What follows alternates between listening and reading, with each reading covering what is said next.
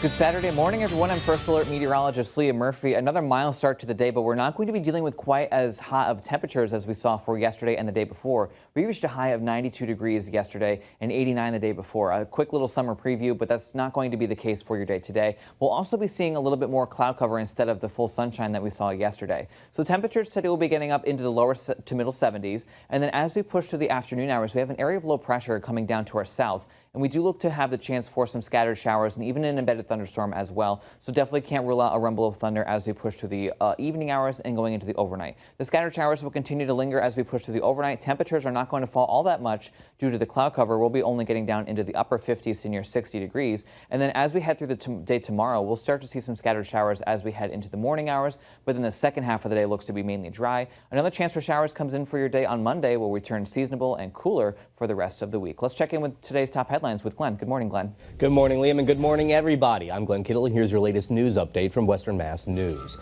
A big story out of East Hampton. The search continues for a new superintendent. The first candidate, Dr. Vito Perrone, was offered the role in March, but his offer was rescinded after he addressed the committee chair and executive assistant as ladies in a negotiations email. The committee voted not to continue negotiations with Perrone and offered the role to Dr. Fajinski Stark instead, who recently declined the offer.